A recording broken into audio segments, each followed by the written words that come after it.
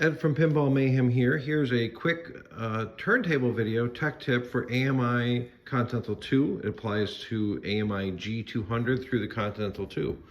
A couple questions always arise about auto speed or auto mix or not auto mix. And if you have this turntable with the center that pops up and down and the button, that's an auto mix turntable. And of course, I can film it through the dome, or here, it's kind of hard. So I'm going to try to remove this with one hand and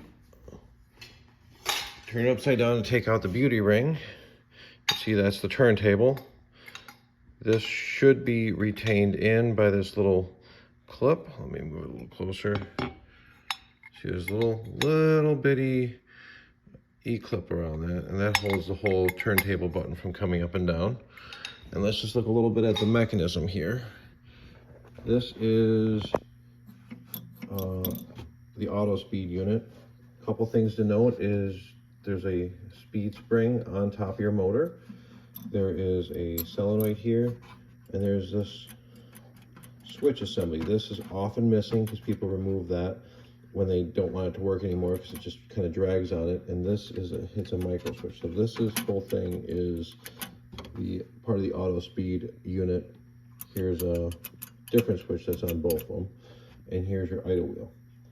And right now it's riding on this surface, but it will actually pop this up and down to ride on a different surface for a different speed. That's how it changes speed, but this is also this solenoid system goes with that. So one question that comes up often is speed. Oh, my turntable's turning slow. This has to be clean and dry of oil. This has to be cleaned. Lubricate the motor. Might be a bearing on the bottom. If this is hardened, you can get a replacement at Victory Glass. Now the auto speed and the standard speed uses a different wheel, so read the instructions. And you can also, to get you by, take a 120 or 150 grit sandpaper and put this in the palm of your hand and sand the outside, just take off that hard surface. You don't want oil on this. And then the other thing is clean really good the inside lip of the turntable, which that rubber ring rides on. Now, trying to do this one-handed. To put this back, just gonna line it up. And then there's the idle wheel here. You can see the idle wheel is up here.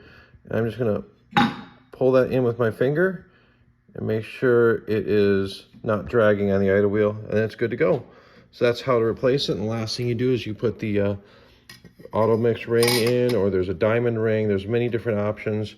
Victory Glass has those as well. I don't know about the auto mix rings yet, but they have other rings available, and that is how to put it back together.